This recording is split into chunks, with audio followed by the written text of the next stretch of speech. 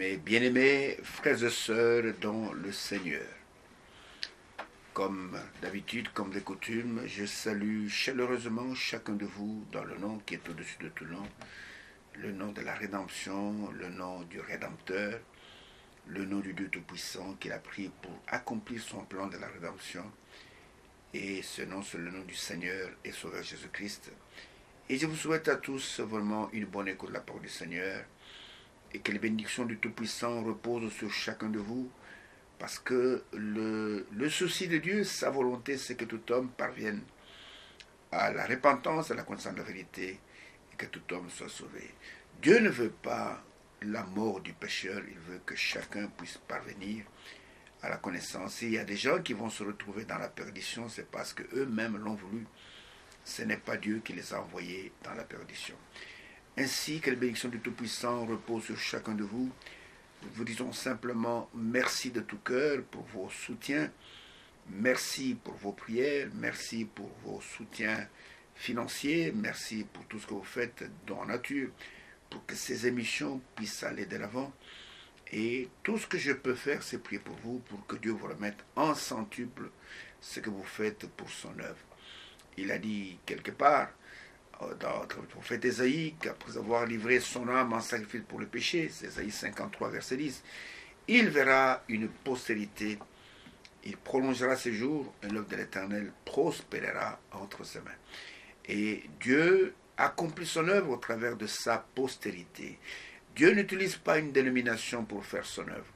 Les gens se trompent en croyant que Dieu travaille avec les organisations humaines. Les organisations humaines sont très religieuses, c'est vrai. Et Satan, il aime ça. Mais Dieu, pour accomplir son œuvre, il l'accomplit seulement au travers de sa postérité, tel qu'il est écrit à la fin du psaume 22, le fameux psaume messianique, où il est dit que sa postérité le servira. Est-ce que la bénédiction du Tout-Puissant repose sur chacun de vous? Et que la grâce du Tout-Puissant puisse faire que vous soyez réceptifs à ce que Dieu dit dans sa parole, et que sa parole puisse agir puissamment dans vos âmes, que sa parole puisse arrêter en vous toute vie de rébellion, toute vie d'insoumission, toute vie d'incrédulité, et que vous puissiez vraiment être comptés parmi les vrais croyants, comme Abraham l'était, comme toute sa postérité le sera, et que vous puissiez réellement être obéissant dans toutes ses voies, et que de cette manière qu'il puisse mettre un sceau sur vous, le sceau du Saint-Esprit, et afin que vous puissiez être comptés parmi ceux-là qui verront sa venue et qui seront avec lui pour l'éternité.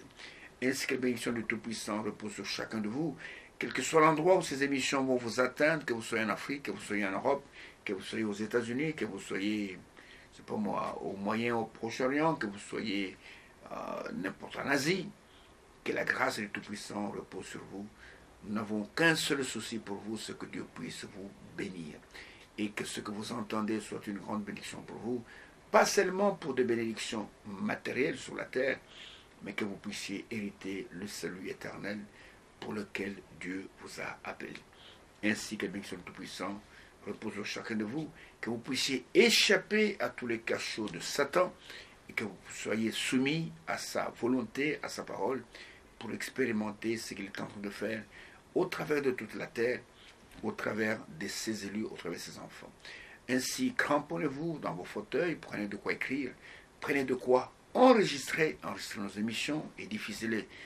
Donc, à tout le monde qui veut l'entendre, il n'y a pas un problème ici de droit d'auteur. La parole de Dieu, il n'y a que Dieu qui en a le droit d'auteur. Et Dieu veut que tout le monde puisse entendre la bonne nouvelle et que tout le monde puisse venir à lui. Est-ce que la bénédiction du Tout-Puissant repose sur vous pendant qu'une fois nous allons nous tourner vers lui, seulement vers lui, parce qu'il est le seul qui possède les paroles de la vie éternelle, afin que lui seul nous parle.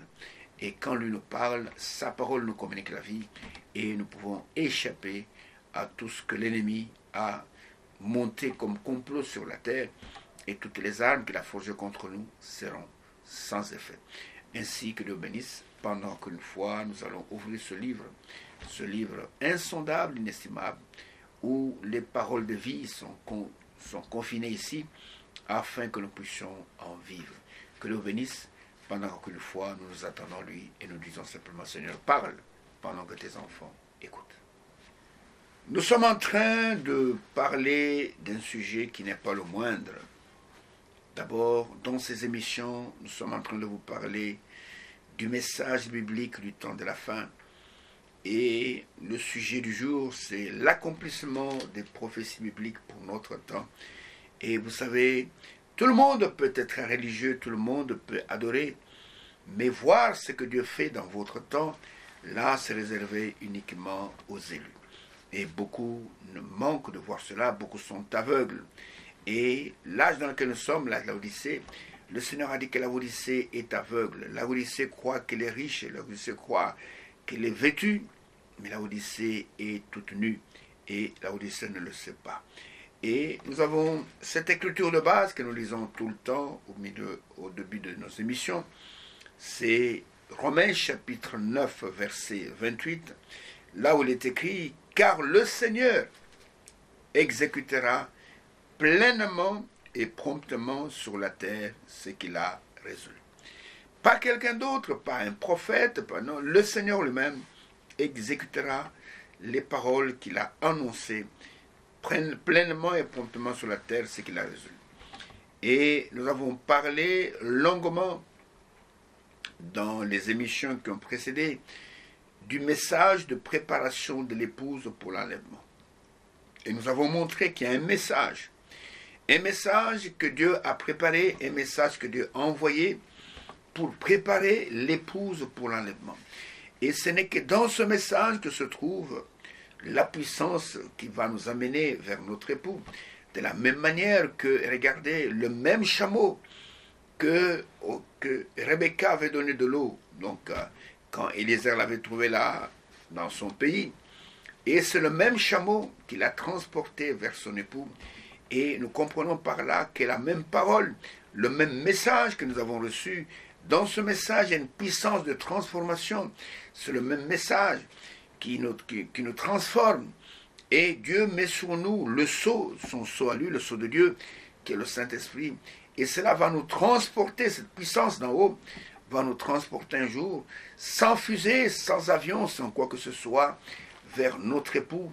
Et la rencontre ne se fera pas sur la terre, ne se fera pas à Washington, ne se fera pas à Paris, il ne se fera pas à Tokyo, il ne se fera pas à Kinshasa, il ne se fera pas à Johannesburg. Mais la rencontre se fera en dehors même du globe terrestre, je peux dire. La rencontre se fera dans les airs. Et là, nous allons le rencontrer et nous serons avec lui pour l'éternité. Ainsi, nous voyons qu'il y a un message de préparation. Je dis bien de préparation parce que dans Matthieu chapitre 25, verset 10, il est écrit que celles qui étaient prêtes, vous comprenez? Et pourquoi elles étaient prêtes? Parce qu'ils ont été préparés par les messages. Celles qui étaient prêtes entrèrent avec l'époux dans la salle de noces et la porte fut fermée. Et les folles sont venues après, elles ont toqué, elles ont dit laissez-nous entrer. Il leur a dit écoutez, et restez dehors parce que vous ne connaissez ni le jour ni l'heure. Et nous voyons que c'est là où il y aura des pleurs et des grincements de dents. Donc il y a premièrement, comme le prophète l'a dit, il y a premièrement un message de rassemblement, un message de préparation, et ce message est en train de retentir sur toute la terre. Et ceux qui sont de Dieu sont rassemblés par ce message. Et ils ne sont pas rassemblés par des doctrines faites de main d'homme. Ils ne sont pas rassemblés par des fausses doctrines. Et nous sommes un peu comme Abraham. Abraham considérait tout ce qui était en dehors de sa foi comme n'existant pas. C'est la même chose pour l'épouse aujourd'hui. Nous considérons que tout ce qui est en dehors de ce message, tout ce qui est en dehors de notre foi, de la parole de Dieu, de la Bible révélée pour cette heure, nous considérons cela comme étant inexistant. Tu veux me parler de Branham qui est Dieu? Écoutez, c'est quelque chose qui est en dehors de la parole de Dieu. Pour moi, il n'y a même pas de débat, c'est existant. Tu veux me parler des tonnerres qui sont révélés? Écoutez, pour moi, c'est en dehors des Écritures.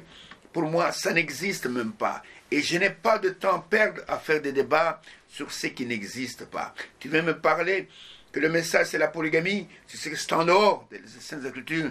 Écoutez, je n'ai pas de temps à perdre à discuter de quelque chose qui n'existe pas. Parce que la sémence d'Abraham, il est comme Abraham. Abraham considérait tout ce qui était contraire à sa foi comme n'existant pas. Tu viens me dire que Jésus est venu en 63. Écoutez, je sais que c'est contre les Écritures. Et parce que le Seigneur, nous allons le rencontrer dans les airs. Alors, je n'ai pas de temps à perdre. Pour moi, ça n'existe pas. Je n'ai pas le temps de m'arrêter pour pouvoir bavarder ou pouvoir, c'est pas moi, échanger avec toi sur ce genre de choses parce que cela n'existe pas.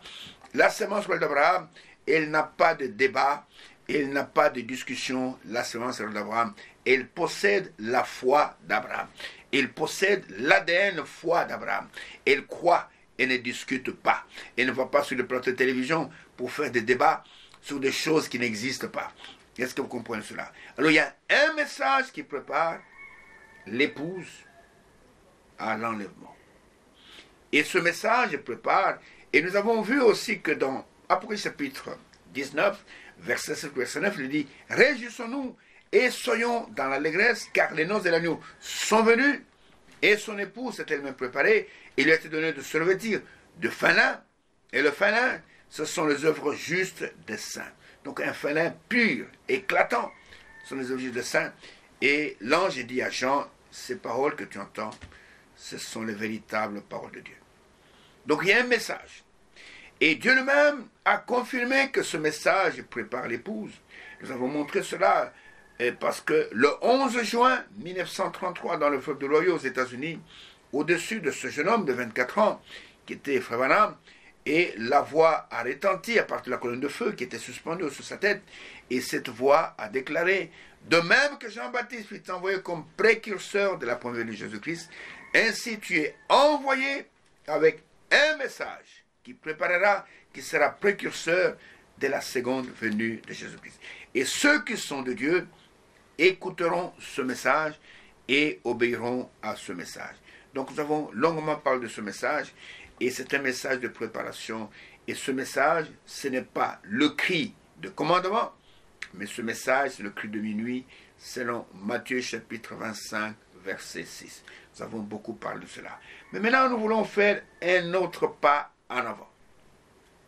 Et parfois, certaines choses que nous disons peuvent choquer certaines personnes qui ne sont pas affermies, certaines personnes qui ont peut-être avalé beaucoup de choses étrangères aux Saintes Écritures, mais je suis sûr et certain que ceux qui sont de Dieu, quand ils écoutent la parole de Dieu, selon ce que le Seigneur a dit, que mes brebis connaissent ma voix.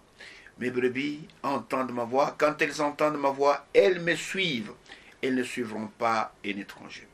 Alors, dans ce résumé que nous sommes en train de faire, des paroles ou bien de l'accomplissement de prophéties dans notre temps, nous arrivons au troisième point. Et le troisième point, c'est le ministère de distribution de la nourriture spirituelle emmagasinée au travers d'un ministère de docteur ordonné par Dieu lui-même. Donc, le ministère de distribution de la nourriture spirituelle pour notre temps, emmagasiné au travers d'un ministère de docteur ordonné par Dieu lui-même. Et ça, beaucoup de gens ne font pas attention à cela. Il y a une écriture pour cela, et nous allons parler autour de cette écriture, et vous allez voir que beaucoup aujourd'hui sont comme un peu comme étaient les scribes en leur temps. Le scribe demandait aux disciples, si votre maître ici, il est réellement ce que vous prétendez, et qu'il est le Messie, où est l'Élie qui devait apparaître avant l'apparition du Messie? Et pourtant, Dieu a envoyé Élie. L'ange Gabriel a confirmé à Zacharie, père de Jean-Baptiste, que cet enfant marchera devant Dieu avec l'esprit et la puissance d'Élie. Mais quand il est venu, eux attendaient Élie le Tishbite, avec peut-être la calvitie, avec la barbe blanche, et Dieu a accompli sa parole de la manière que lui a trouvé bon de l'accomplir. Et les gens, les religions de ce temps-là, n'ont pas reconnu l'Élie qui devait venir. Et le Seigneur, dans Matthieu chapitre 17, descendant de la montagne de la transfiguration, a dit aux disciples, Jean-Baptiste était l'Élie qui devait venir, mais ils l'ont traité comme ils ont voulu, et ils ne l'ont pas reconnu. Et nous voyons qu'ils attendaient de voir Élie. Jusqu'aujourd'hui, les Juifs attendent de voir cet Élie. Mais l'Élie était venu, ils l'ont décapité, ils ne l'ont pas reconnu. Et de même, l'Élie qui est devenu au temps de la fin, et il est aussi venu. Les religieux n'ont pas les yeux pour voir cela, ce sont des aveugles, et ils attendent encore cet Élie. Et d'autres disent même que cet Élie ne viendra pas, parce qu'il n'y avait que le seul Élie, c'était Jean-Baptiste, et tout simplement parce qu'ils sont des aveugles, et ils sont frappés de cécité. Et nous allons voir qu'il y a un ministère aussi, en dehors du ministère de prophète, qui devait se manifester avant le retour de Christ. Il y a aussi un ministère de docteur pour la distribution de la nourriture qui doit être en mouvement, en exercice, avant que le Seigneur n'apparaisse dans les airs. Maintenant, je peux vous dire ceci, je peux vous poser la question, mes bien-aimés frères, surtout les frères du message. Vous me dites que vous attendez l'enlèvement, vous attendez le retour de Christ. Mais il n'y a pas que le ministère du prophète, il y a aussi un ministère qui doit être en action, qui doit apparaître sur la terre. Et si vous ne reconnaissez pas ce ministère, vous ne prendrez pas part à l'achèvement de l'œuvre de Dieu, vous ne prendrez pas part à l'action finale de Dieu, parce que Dieu veut que ceux qui croient en lui, qu'ils soient dans la continuité de son œuvre. Vous comprenez? Ceux qui étaient de Dieu du temps de Jean-Baptiste, ils ont reconnu Jean-Baptiste comme étant le prophète. Comme André, frère de Simon, Simon qui va devenir plus tard Simon-Pierre, et André était disciple de Jean-Baptiste, et Jean-Baptiste l'a dit à André avec son ami, voilà l'agneau de Dieu qui ôte le péché du monde. Suivez-le parce que moi je dois diminuer et que lui doit croître. Et nous voyons qu'André, avec son ami, ont suivi Jésus, c'est dans Jean chapitre 1er, et ils se sont entretenus avec lui. Et André va maintenant trouver son frère Simon, qui était à l'océan, à la mer, en train de pêcher. Il lui dit, Simon, nous avons trouvé celui dont les prophètes ont parlé. Nous avons trouvé le Messie. Et c'est lui qui va mener Simon vers Jésus. Vous comprenez? Simon vers Jésus. Et nous voyons que vous devez être dans la continuité de l'œuvre de Dieu. Ceux qui ont reconnu Jean-Baptiste n'ont pas de difficulté pour reconnaître Jésus. Et ceux qui ont reconnu Jésus n'ont pas de difficulté pour reconnaître l'action de Dieu au travers de ses apôtres. Et n'ont pas reconnu la continuité de l'œuvre au travers de tous ceux qui vont sur la paix. Dans Jean chapitre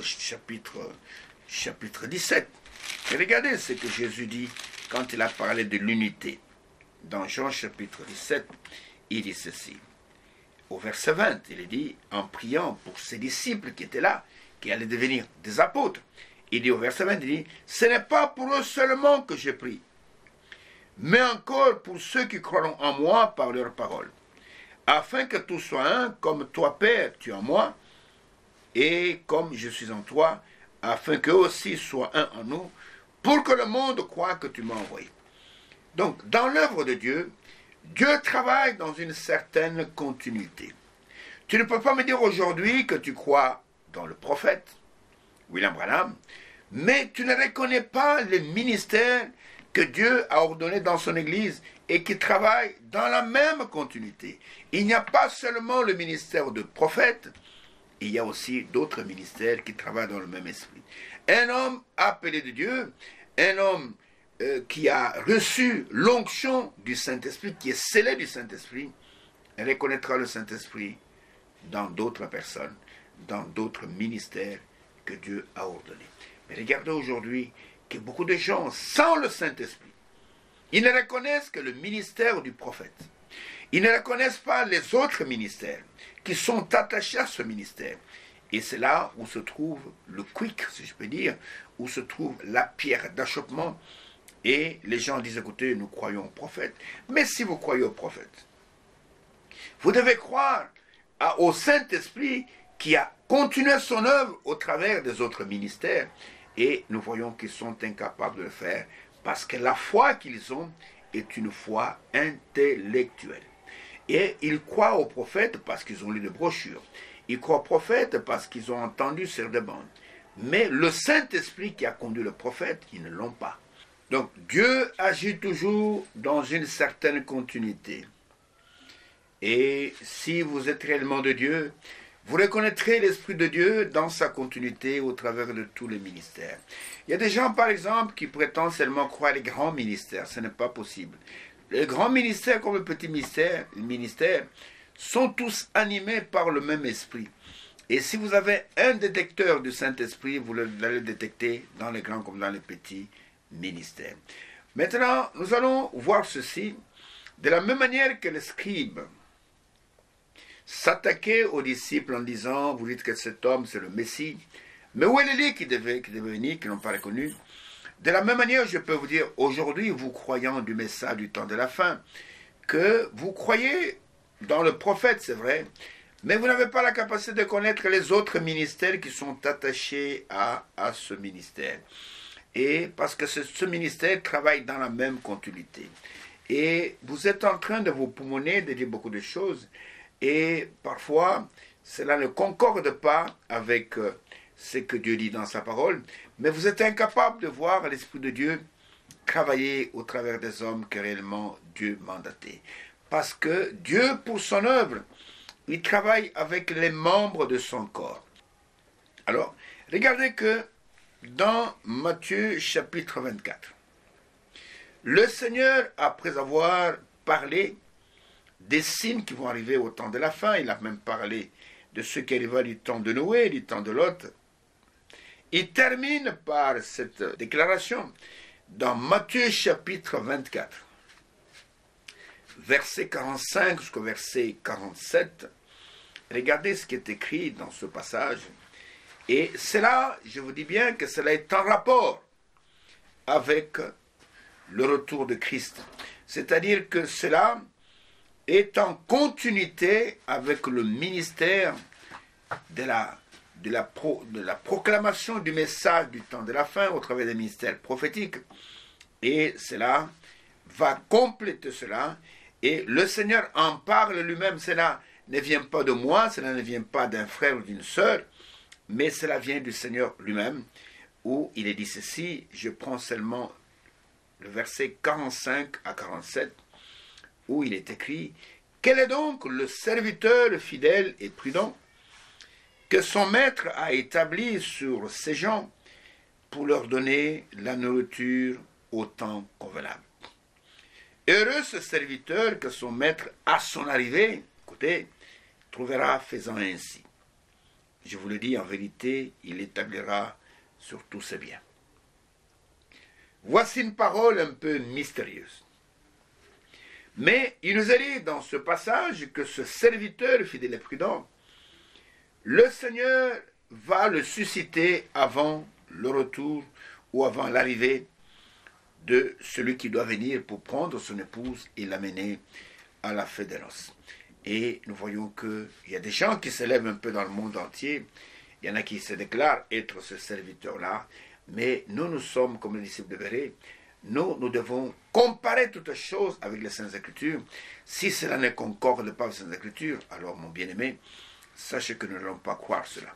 Et nous allons voir que, tout comme pour le ministère prophétique, ce ministère doit paraître sur la terre avant le retour de Christ. Et tous les véritables élus de Dieu, ils ont la capacité de mettre le doigt sur ce ministère, montrer que ce ministère, c'est celui-ci, tout comme Jean-Baptiste a pointé le Seigneur en disant « Voici l'agneau de Dieu qui ôte le péché du monde », mais tout le monde n'a pas cette capacité-là. Au contraire, de la même manière que le Seigneur lui-même a été traité de Belzébul, a été traité de prince de démons, et de la même manière, les vrais ministères ne sont jamais aimés. Et dans la prédication de la parole par la semence originale, et l'homme de Dieu, William Branham, dit que Dieu fait son œuvre uniquement au travers des membres de son corps. La semence de Dieu, qui est la parole de Dieu, doit venir uniquement au travers des membres de son corps. C'est-à-dire que Dieu n'utilise pas les dénominations pour son œuvre. Il n'utilise pas le mouvement religieux, il utilise seulement les membres de son corps. Et il a donné plusieurs exemples. D'écouter, regardez, par exemple, le jour de la Pentecôte, qui est celui qui a annoncé l'évangile et qui a eu 3000 baptisés? C'était un membre du corps, c'était l'apôtre Pierre. Et il donne l'exemple de ce qui s'est passé en Samarie. Et quand Philippe est parti, et que la Samarie a reçu la parole de Dieu, et que Pierre est venu, et qu'il a prié pour qu'il reçoive le Saint-Esprit, et il parle aussi de l'eunuque éthiopien. quand il fallait qu'il puisse recevoir la sémence, qui est-ce que le Seigneur a pris? Il a pris Philippe, il l'a mené là-bas, et Philippe a annoncé la bonne nouvelle de Jésus à l'eunuque éthiopien. Et quand il a fallu que ceux qui étaient dans la maison de Corneille, qu'ils puissent recevoir la parole de Dieu révélée pour leur temps, et qui est-ce que le Seigneur a envoyé là-bas? Il a envoyé Simon-Pierre, parce qu'il était membre du corps. Quand il a fallu que Saul de Tarse puisse recevoir le message de son temps, qu'il puisse devenir, ce qui est devenu après le grand apôtre, qui est que le Seigneur a appelé?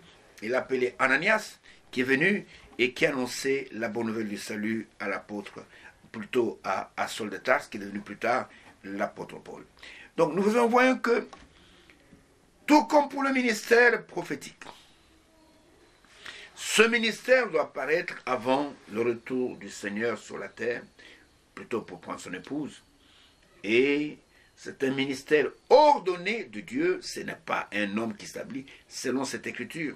Il dit quel est ce serviteur fidèle et prudent que son maître a établi. Donc il ne s'établit pas lui-même, il est établi par son maître afin de donner de la nourriture au temps convenable à ses serviteurs, à ses gens. Et nous voyons qu'il y a d'abord un prophète messager qui vient avec un message, et puis après, il y a ensuite ce ministère qui apparaît juste avant la fin. Et il a un grand travail, parce que ce ministère, son travail, c'est d'ordonner ce que le prophète a dit avec les Saintes Écritures. Parce que tout le monde n'a pas cette capacité. Tout le monde n'a pas la capacité. Regardez aujourd'hui, si nous avons la confusion dans le monde entier, c'est à cause que des hommes se sont levés sans aucune compétence, sans aucune qualification, et ils ont voulu interpréter le message.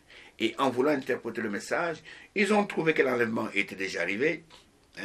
C'est pour cela que l'apôtre Pierre dit qu'il s'élèvera au temps de la fin des faux docteurs. Regardez ce que l'apôtre Pierre dit à propos de ce qui va arriver au temps de la fin. Et regardez ce qu'il dit de tous ces faux docteurs qui vont apparaître. C'est plutôt dans 2 Pierre chapitre 2. Je commence par le verset 1er.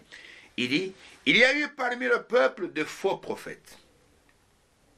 Et il y aura de même parmi vous des faux docteurs qui introduiront sournoisement avec ruse des sectes pernicieuses et qui, reniant le maître qui les a rachetés, attireront sur eux une ruine soudaine. Plusieurs les suivront dans leur dérèglement et la voie de la vérité sera calomniée à cause d'eux. Par cupidité, ils vous exploiteront au moyen des paroles trompeuses, eux que menace depuis longtemps la condamnation et dont la ruine ne sommeille point.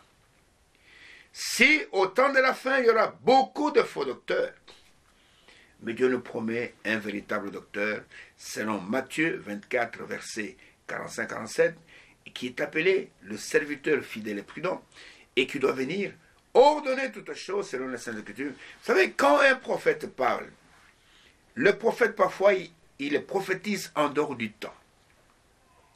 Le prophète peut dire, comme Ésaïe l'avait dit, « Voici un enfant nous est né, un fils nous est donné », et le prophète raconte ce qu'il voit, parce qu'il voit des visions. La parole de Dieu vient au prophète par des visions, par des songes. Et il parle de ce qu'il voit.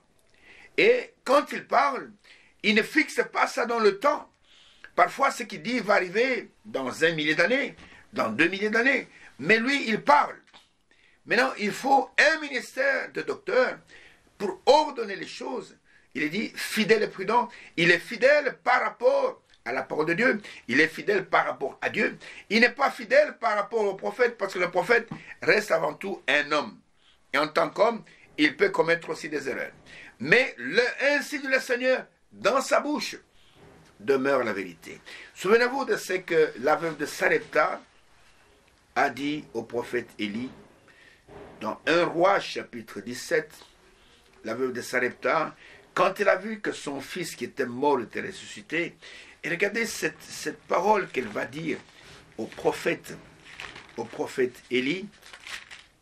Elle va lui dire dans 1 Roi chapitre 17, quand l'enfant est au verset 24, il est dit, et la femme dit à Élie, Je reconnais maintenant que tu es un homme de Dieu et que la parole de Dieu dans ta bouche est vérité.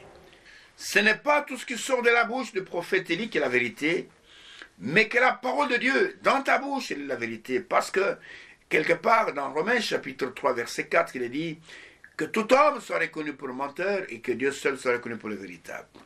Ainsi, nous voyons que le prophète vient, il annonce la parole de Dieu, il proclame la parole de Dieu. Mais il faut que Dieu seul puisse interpréter cela et il faut que le Saint-Esprit puisse interpréter cela. Et nous voyons que Dieu nous a promis un ministère de docteur qui est fidèle et qui est prudent, qui ne sera pas plongé dans de fausses doctrines, mais qui sera ordonné par Dieu lui-même. Et celui qui Dieu envoie, il dit les oracles de Dieu. Celui que Dieu envoie ne raconte pas de bêtises. Tel qu'il est écrit dans Jean chapitre 3. Dieu ne peut pas envoyer un homme, et cet homme proclame, les fausses doctrines, et proclame les mensonges de Satan. Et il est écrit ceci, dans Jean chapitre 3, et écoutez, et au verset 34, simplement, je prends une partie. C'est un passage qui concerne le Seigneur Jésus, mais il concerne aussi les serviteurs de Dieu, la première partie du moins. Il dit, car celui que Dieu a envoyé dit les paroles de Dieu. Dieu ne peut pas envoyer quelqu'un et cet homme devient un serviteur de Satan. Tous ceux qui déclarent être des serviteurs de Dieu, tous ceux qui déclarent être des grands pasteurs, tous ceux qui déclarent être des grands évangélistes, et qui en ouvrant leur bouche sont des porte-paroles de Satan, au travers des fausses doctrines, avec des fausses révélations de tonnerre, avec des fausses révélations de divinité. Ils attribuent la divinité à l'homme Branham plutôt qu'au Seigneur Jésus-Christ. Et tous ceux qui interprètent mal l'enlèvement de l'épouse, l'achèvement de l'œuvre de Dieu sur la terre, ces gens n'ont pas le Saint-Esprit et Dieu ne les a jamais envoyés. Donc ce serviteur fidèle et prudent, Dieu l'a doté de ces deux qualificatifs, c'est-à-dire il est fidèle, il est prudent, et nous devons trouver cet homme-là sur la terre avant que le Seigneur ne puisse apparaître dans les airs. Et celui que Dieu envoie, Dieu le confirme. Ce n'est pas parce qu'un homme se lève et dit que je suis sur cela que nous devons croire en cet homme. Dans Ésaïe au chapitre 44, je crois, si j'ai bonne mémoire, Ésaïe au chapitre 44, regardez ce que le Seigneur dit à propos de ses envoyés. Ésaïe chapitre 44. Il est dit ceci, au verset 26. Il est dit, « Je confirme la parole de mon serviteur, et j'accomplis ce que prédisent mes envoyés. » Si Dieu envoie un homme, si Dieu mandate quelqu'un, Dieu ne reste pas en arrière. Dieu va avec cet homme. C'est pourquoi le Seigneur Jésus disait, « Le Père qui m'a envoyé, il est avec moi. » Il n'est pas resté, il est avec moi. Les paroles que je vous dis, ce n'est pas moi qui dis, mais c'est le Père qui demeure même à moi, qui dit ces paroles. Les œuvres que je fais, ce n'est pas moi qui les fais, mais c'est le Père qui demeure à moi. Et le Seigneur dit, je confirme la parole de mon serviteur. Et j'accomplis ce que prédisent mes envoyés. Et dans Marc chapitre 16, regardez la fin de l'évangile selon Marc. Le Seigneur a mandaté ses disciples pour qu'ils puissent aller proclamer la bonne nouvelle. Mais regardez ce qui est écrit à la fin. Et il est écrit verset 19, verset 20, les deux derniers versets du chapitre 16 de Marc. Le Seigneur, après leur avoir parlé, fut enlevé au ciel. Et il s'assit à la droite de Dieu. Écoutez. Et ils s'en allèrent prêcher partout. Le Seigneur travaillait avec eux, il n'était pas absent, et confirmait la parole par les miracles qui l'accompagnaient. De la même manière, aujourd'hui, ne pensez pas que nous sommes seuls. Si réellement nous sommes dans l'œuvre de Dieu, le Seigneur est avec nous, le Seigneur travaille avec nous, comme l'apôtre Paul le dit dans 1 Corinthiens chapitre 3, au verset 9, que nous sommes ouvriers avec Dieu et vous êtes le champ de Dieu. Vous comprenez? Dieu n'abandonne jamais ses serviteurs. C'est ainsi que quand les démons viennent s'attaquer à ses serviteurs, ils ont affaire au Seigneur lui-même. Ils n'ont pas affaire aux serviteurs, donc il est avec eux et nous voyons que Dieu, quand il envoie quelqu'un, il doit le confirmer. Si quelqu'un s'élève aujourd'hui, il dit que je suis le serviteur fidèle et prudent. Mon frère, où est la confirmation de Dieu lui-même que tu es ce serviteur-là? Parce que Dieu, il confirme ses serviteurs. Dans Matthieu au chapitre 24, en rapport avec l'œuvre qui va s'accomplir au temps de la fin, il est écrit au verset 14, il est écrit « Cette bonne nouvelle du royaume sera prêchée dans le monde entier pour servir de témoignage à toutes les nations, alors viendra la fin. » C'est-à-dire que ce message que vous entendez doit être prêché, c'est ça la bonne nouvelle du royaume qui sera prêchée au temps de la fin. Ce message doit être prêché à toutes les nations, même celles qui ne sont pas chrétiennes. Et ensuite seulement viendra la fin. Et Dieu a pourvu d'un ministère pour cela. Ce n'est pas parce que tu es ici en RDC, tu vas un peu, c'est pas moi, tu vas à Kisangani, tu vas un peu, c'est pas moi, dans quelques provinces. Oh, je suis Matthieu 24, versets 45 à 47. Et on ne te connaît même pas. Quand on part en Europe, on ne sait pas qui tu es. On part en Chine, on ne sait pas qui tu es. On part, c'est pas moi, aux États-Unis, on ne sait pas qui tu es. Mais ce ministère fera de telle manière que la voix de l'évangile éternel sera entendue. Ce message doit être entendu dans le monde entier. Le prophète messager n'a pas parcouru le monde entier. Il a parcouru quelques pays, une dizaine de pays peut-être. Je crois que c'est à peu près 12 qu'il a visité. Il n'est jamais allé dans le monde entier. Les pays africains que nous sommes, ces autres arbres qui ont bourgeonné avec Israël au temps de la fin, n'ont pas entendu le message en direct du prophète, mais ce sont des ministères que Dieu a suscités, qui sont venus dans nos pays avec le même message et qui ont annoncé la bonne nouvelle afin que nous puissions aussi participer à l'œuvre finale du Seigneur. Le prophète du temps de la fin, c'est vrai qu'il a été en Inde, mais il n'a pas été au Pakistan. Il n'a pas été en Chine. Il n'a pas été au Vietnam. Il n'a pas été en Amérique latine. Il a été au Mexique, je sais, il a été au Mexique, dans certains pays. Mais il n'a pas parcouru toute l'Amérique latine. Et donc nous voyons qu'il fallait un autre ministère de distribution de la nourriture pour que cette nourriture soit emmagasinée, cette nourriture qui est emmagasinée puisse être distribuée dans le monde entier. Et nous allons vous montrer que Dieu est fidèle dans ses paroles de promesse et que Dieu a tenu sa promesse. Parce qu'il y a un ministère que Dieu a ordonné pour cela. Et Dieu l'a confirmé.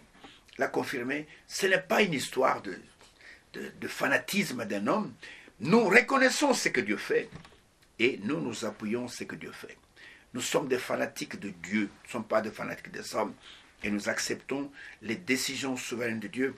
S'il a choisi, c'est toujours dit, si Dieu choisit dans une assemblée ici au Congo, je ne sais pas moi, ici à Kinshasa, il vous choisit un homme court qui est pygmée.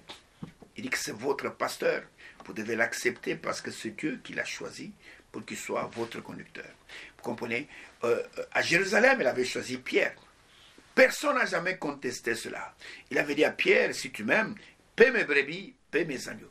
Mais nous voyons qu'il y a des gens orgueilleux qui veulent contester avec Dieu et cela, Dieu les écarte de son chemin parce que son œuvre ne peut pas échouer. Alors, je voudrais prendre quelques témoignages avant d'aller plus loin. Et je voudrais vous prendre le témoignage de cet homme à qui Dieu a donné cette charge.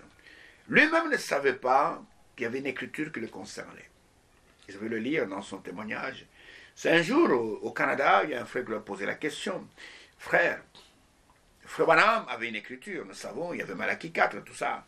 Mais toi, tu sillonnes des villes entières. Est-ce que tu as une écriture qui te concerne?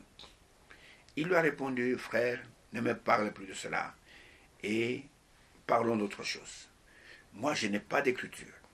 Frère Branham avait une écriture, il était le prophète promis, il était le prophète messager, mais moi, je n'ai pas d'écriture, parce qu'il ne connaissait pas cette écriture. Et le lendemain matin, le Seigneur lui parle par voix audible. Il lui dit, mon serviteur, je t'ai établi selon Matthieu chapitre 24, versets 45 à 47. Et il s'est levé du lit où il était, il a ouvert sa Bible, il dit c'était la première fois que cette écriture lui était révélée. Et il a lu que le serviteur fidèle et prudent, et Dieu lui dit, c'est selon cette écriture. Et cet homme a lancé le défi dans le monde entier, jusqu'aujourd'hui. Et je lance aussi le défi en son nom, en disant s'il y a quelqu'un d'autre à qui Dieu a parlé, pas quelqu'un qui se déclare, non, à qui Dieu a parlé, que je t'ai établi, selon Matthieu 24, 45 à 47, qu'il se présente, qu'il lève la main, qu'il montre son témoignage, que tel jour, à telle heure, Dieu m'a parlé, il m'a dit ça. Jusqu'aujourd'hui, personne ne s'est jamais levé. Non seulement personne ne s'est jamais levé, mais nous avons des faussaires qui se lèvent, qui se disent, mais c'est moi le serviteur fidèle. D'autres même disent, écoutez, il n'y a pas seulement un seul serviteur fidèle, nous sommes tous des serviteurs fidèles. Non, Matthieu 24, 45 à 47 est au singulier. Quel est le serviteur, pas qui sont les serviteurs. Si tu me parles au pluriel, tu es grandement en erreur. Quel est le serviteur, pas qui sont les serviteurs. Ne faites pas mentir la parole de Dieu. Dieu lui dit, mon serviteur, j'ai été établi selon cette écriture de Matthieu 24, versets 45 à 47. Alors, je voudrais laisser cet homme d'abord, qui s'appelle Ewald Frank, qui est de l'Allemagne, et j'espère que mon caméraman va vous mettre sa photo, et vous le voyez là, et il y en a qui disent, écoutez, est-ce que le prophète a parlé de lui? Oui. Les frères américains savent que c'est vrai, que le prophète a confirmé cet appel, et je vais d'abord, pour cette émission d'aujourd'hui, vous lire son témoignage, et après, si nous avons le temps, nous verrons aussi ce que le prophète lui-même, au travers d'une prédication, a déclaré aussi. Et Dieu voulant, dans l'émission qui va suivre, nous pourrons apporter d'autres preuves. Dans cette publication, c'est la lettre circulaire numéro 59. En fait, cette lettre circulaire est publiée en février 2006 et qui est intitulée 40 années d'œuvre missionnaire. Et dans cet ouvrage, écrit par notre frère Ewald Frank de la ville de Krefeld en Allemagne, et je vais vous lire un peu ce qu'il a déclaré à propos de ce que le Seigneur lui a dit. Et ceux qui sont de Dieu peuvent recevoir cela. Ceux qui ne sont pas de Dieu ne vont pas recevoir cela. Ceux qui ne sont pas de Dieu, et surtout les vierges folles, ils vont simplement s'arrêter à 1965 parce que le prophète est mort cette année-là. Pour eux, c'est terminé. La continuité de l'œuvre, la continuité du Saint-Esprit, je vous pose la question, mes bien-aimés frères. Et aujourd'hui, nous sommes ici, pendant que vous m'écoutez, est-ce que le Saint-Esprit a cessé de parler, a cessé de travailler dans l'Église? Est-ce que le Saint-Esprit s'est arrêté? Je ne pense pas. La Bible dit qu'étant monté au ciel, il a fait de dons aux hommes. Il est monté au-dessus de tous les cieux. C'est Éphésiens chapitre 4. Il a fait des dons aux hommes. Il a donné les uns comme apôtres, les uns comme prophètes, les uns comme pasteurs, les uns comme évangélistes, les uns comme docteurs, pour le perfectionnement des saints, en vue de l'œuvre de l'édification du corps de Christ, jusqu'à ce que nous soyons tous parvenus à l'unité de la foi et à la connaissance du Fils de Dieu. Maintenant, écoutez, il n'y a pas que le ministère de prophète. Dieu a 5 ministères qui édifient son Église.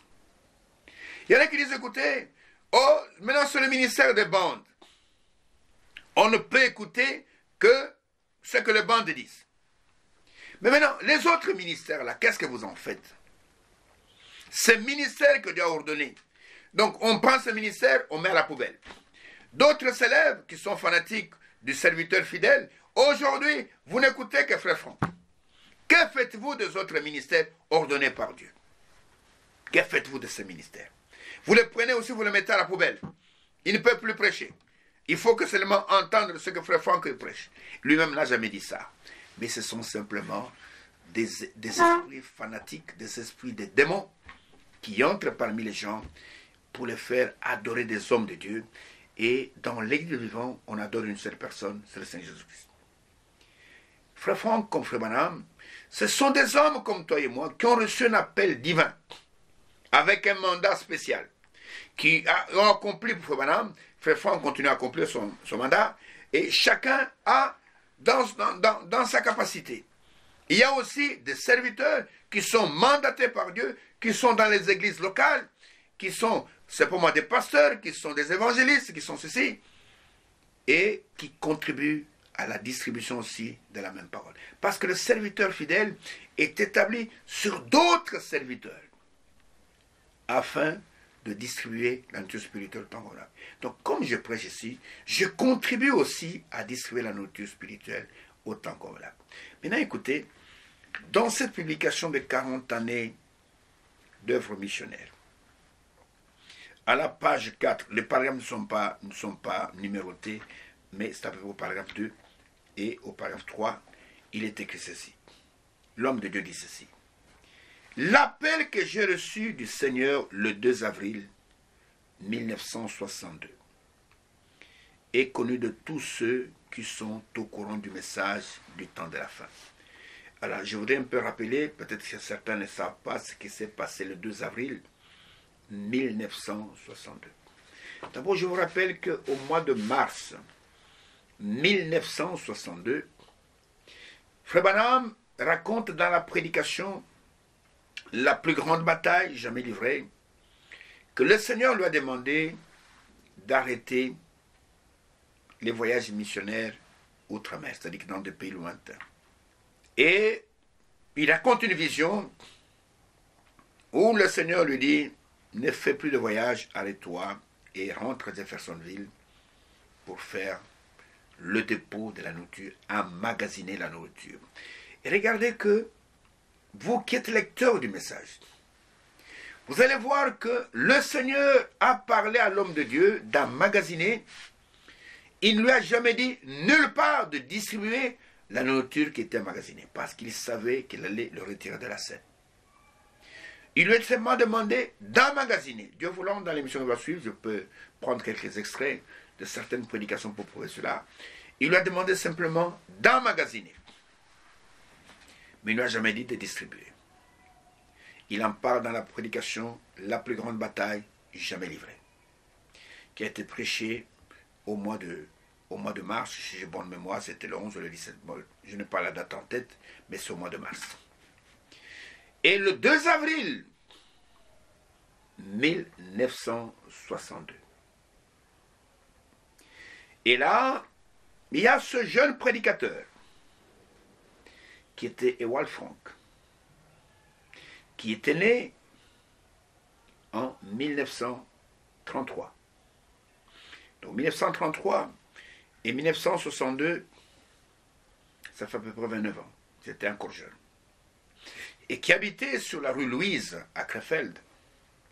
Et il avait l'habitude de se réveiller tôt le matin, il faisait sa prière, et il était à la fenêtre en train de regarder les travailleurs qui partaient au travail vers 5 heures du matin, à peu près comme ça. Quand brusquement, lui-même rend témoignage, de la droite, est venue la voix puissante du Seigneur. Frère, ne me racontez pas des histoires, vous n'avez aucun témoignage, vous dites que Dieu m'a appelé, Dieu m'a dit ceci.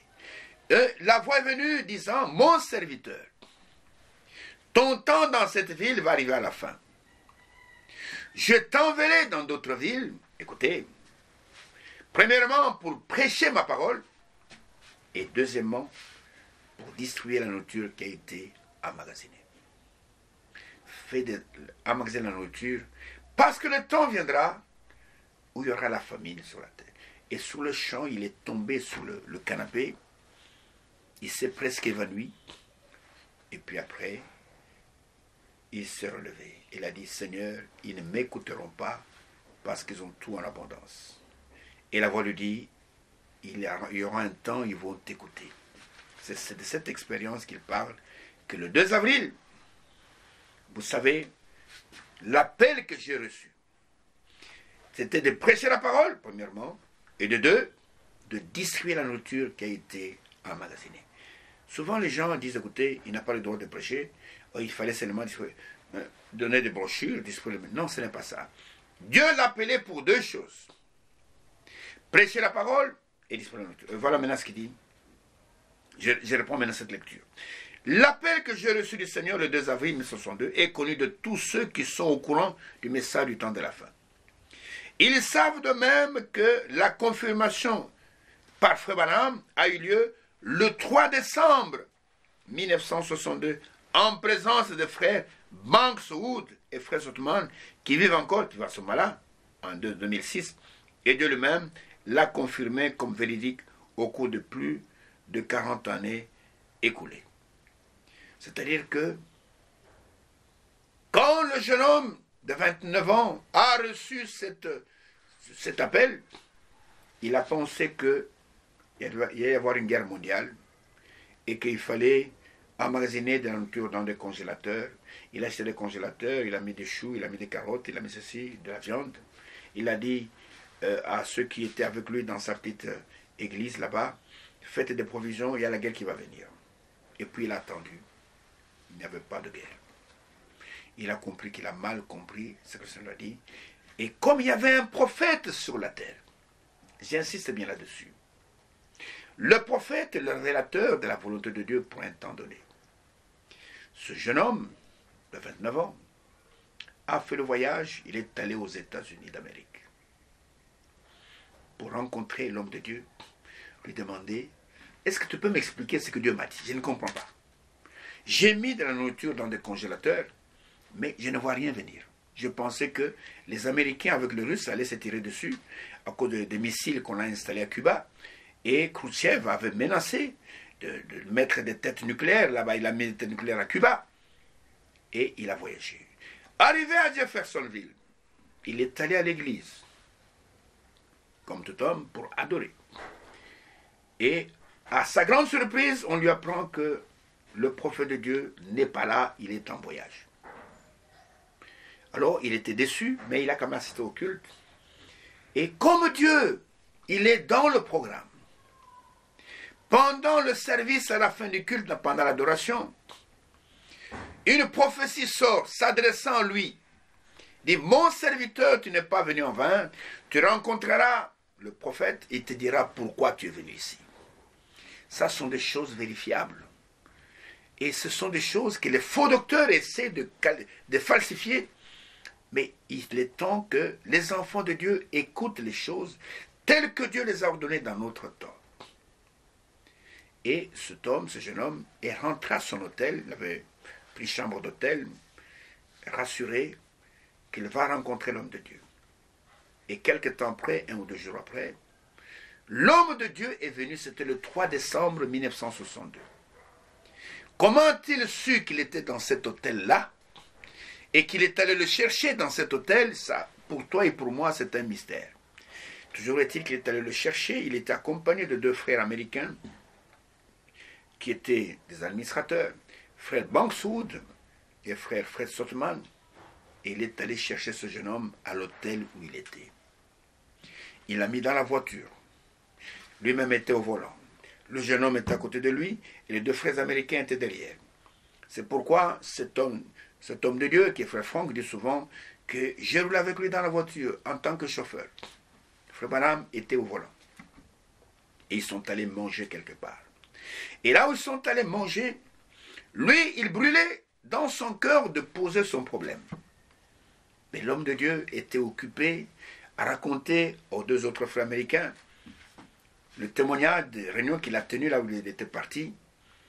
Et lui, il était là, en train d'attendre, il mangeait, il n'osait pas interrompre, jusqu'à ce qu'il y ait eu un moment de silence, comme il en arrive parfois dans les conversations. Et Frère Branham était assis en face de lui. Et il a dit, le moment est là, je vais en profiter. Il dit, frère Branham, puis-je te poser une question? Il dit, c'est tout ce que j'ai eu à prononcer comme mot. Frère Branham qui mangeait, il a levé sa main droite comme ça.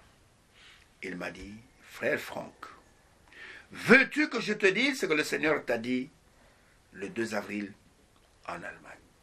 Il dit, j'avais entendu parler de don de discernement, mais là, ça me concernait moi. Je suis resté là, bouche bée, et frère Branham, il dit, il m'a répété mot à mot, et dans l'ordre précis, les paroles que le Seigneur m'avait adressées le 2 avril 1962. Et il me dira, frère Franck, tu as mal compris ce que le Seigneur t'a dit. La nourriture, ce ne sont pas les carottes, les pommes de terre, les choux, la viande que tu as mis dans le congélateur. La nourriture, c'est la parole de Dieu révélée pour cette heure et qui est gardée sur les bandes magnétiques. Il va lui dire, attends de recevoir le reste. Quand tu auras le reste, il arrivera un temps où tu te mettras debout pour distribuer. Vous entendez ça? Ça a été déclaré devant Bankswood, devant Fred Sothmann, qui ont confirmé ces choses. Et Fred Sothmann avait confirmé à un frère qui était parti lui poser la question, il dit que c'est vrai, j'étais là. Et que Frère Branham a dit cela à ce frère-là d'Allemagne, il lui a dit ça. Attends le reste, jusqu'à ce que tu auras le reste, tu te mettras debout pour distribuer. Et après cela, il a pris ce jeune homme dans ses bras, et Frère Branham a prié pour lui. Et quelque temps après, ça c'était le 3 décembre, et vers la fin du mois de décembre, ce jeune homme est encore revenu voir Frère Branham, et Frère Branham lui a dit, je dois déménager à Tucson, et je te prie d'aller à Los Angeles et de prêcher dans la grande congrégation de l'affaire de plein évangile, parce que moi je ne pourrais pas y aller. Est-ce que Frère Branham pouvait mandater quelqu'un en qui il n'avait pas confiance d'aller prêcher dans une si grande réunion s'il ne savait pas que cet homme était un homme appelé de Dieu? Je vous pose la question. Mais aujourd'hui, il y a des gens qui se lèvent. Je suis Matthieu 24, 45. Cessez de raconter des bêtises. Nous sommes censés croire rien que ce qui sort de Dieu. Et je vois que nous allons bientôt nous arrêter. Et je pourrais continuer avec cette lecture. Il dit que Frère Branham a confirmé cela le 3 décembre 1962 en présence de Frère Bankwood et Frère Sothmann qui vivaient encore ce moment-là. Je ne sais pas s'ils sont tous morts. Et Dieu lui-même l'a confirmé comme véridique au cours de plus de 40 années écoulées. Vous comprenez? Et Dieu confirme toujours ses serviteurs. Dieu voulant, nous allons continuer cette lecture et d'autres témoignages dans l'émission qui va suivre. Et il continue même en disant ceci, vers la fin de la conversation. Frère Branham dit, frère Franck, la nourriture que tu dois mettre en réserve et la parole promise pour ce temps est révélée. Cependant, attends pour la distribution, vous entendez, pour la distribution, jusqu'à ce que tu aies reçu le reste. Je dois admettre qu'après les réponses que j'avais reçues de lui, jusqu'à là, cette partie était pour moi incompréhensible. J'avais compté qu'avec cela, mon temps était venu. Que je dois encore attendre m'attrista. Ce n'est que plus tard qu'il me devint clair que l'attente concernait seulement la deuxième partie, c'est-à-dire que cela se reportait à la distribution de la nourriture que Frère Branham devait d'abord mettre en réserve, mais elle ne concernait pas la première partie qui était d'aller de ville en ville pour annoncer la parole de Dieu. Que celui qui a des oreilles pour entendre, qu'il entende. Frère Branham n'a pas mis fin à son ministère de prédicateur, mais il devait simplement attendre parce que on devait encore ajouter à cela de la nourriture. Nous étions en 1962, au mois de décembre, le 3 décembre, et vous savez qu'au mois de mars 1963, c'est l'ouverture de Sceaux. Et après cela, il y aura maintenant l'ouverture de la parole, et il y aura des prédications très profondes. Et jusqu'en 1965, il devait attendre d'abord que la nourriture soit emmagasinée. Après, il se mettra debout pour distribuer. Que celui qui a des oreilles pour entendre, qu'il entende. Que celui qui a des yeux pour voir, qu'il puisse voir. Et ce ministère, Dieu l'a ordonné. Il doit se manifester sur la terre avant que Christ n'apparaisse dans les airs. et prendre son épouse. Et nous croyons cela de tout notre cœur. Ceux qui sont de Dieu reconnaissent cela. Si tu ne reconnais pas cela, je te pose la question, où est ce ministère? Et tu seras embarrassé pour me répondre. Ainsi, que Dieu vous bénisse richement et vous accorde le discernement des choses les meilleures. Et si Dieu le veut, je vous donne rendez-vous comme à l'accoutumée dans l'émission qui va suivre, dans l'émission prochaine.